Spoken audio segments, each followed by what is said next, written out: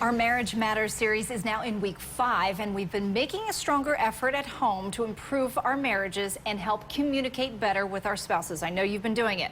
So Katie Stutler, the Women's Ministry Coordinator for Fincastle Baptist Church, is back with us today. Welcome. Great to see you. Thank you. I missed the homework assignment, but I realized that I actually did it. Very good. Yes. Tell me, what did you do? So we were talking about encouraging our husbands and letting them make a choice. Yes, making a decision. choice.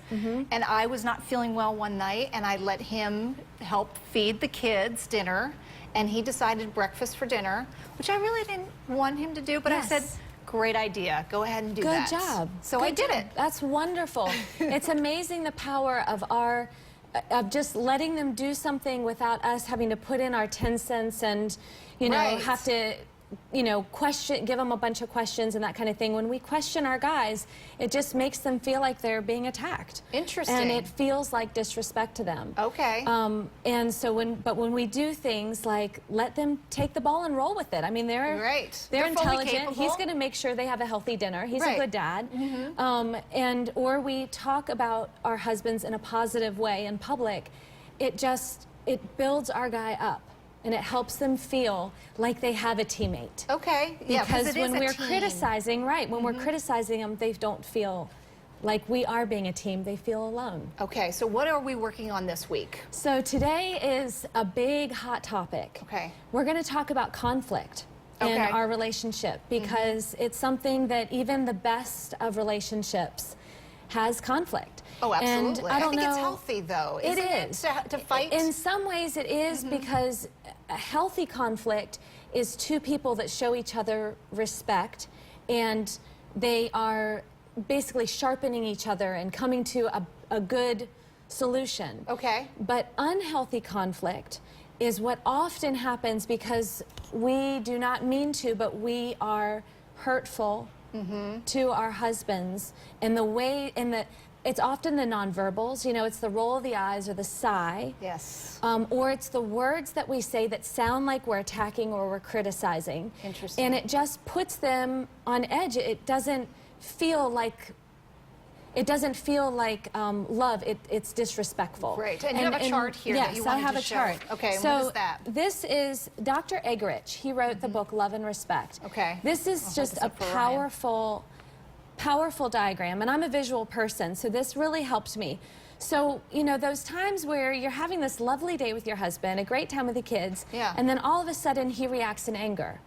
Well, men react in anger when they're disrespected in the same way that a lot of women will cry when they feel unloved. Yes. Or in my case, I'll start getting defensive. Yes. Okay? So without respect, if I say something disrespectful, then he reacts in something unloving. So I don't know if you've ever said something and then you feel like your husband says something kind of mean or cruel, and you're like, what? Where did that come from? Right. So then we react without respect.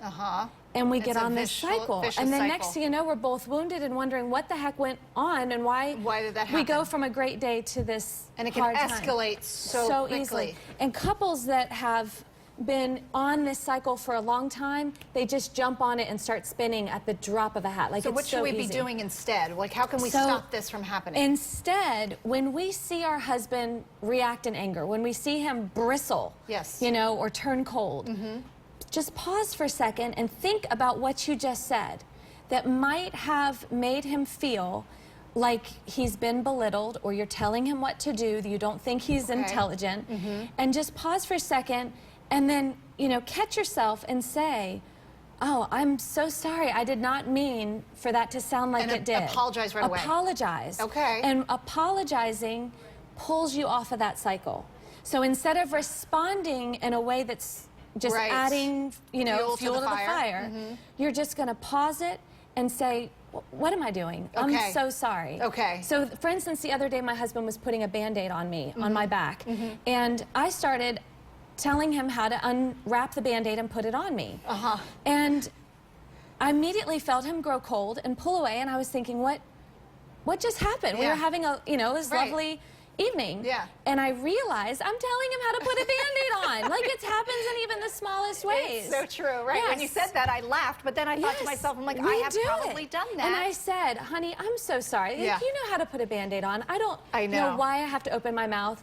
And I felt him relax, and he was like, it's okay, honey. All right, we are out of time, but we want to mention that if people want more information, you do these classes, people can reach out to you and look on Facebook. Thank you so much, Katie. Thank you. Appreciate it.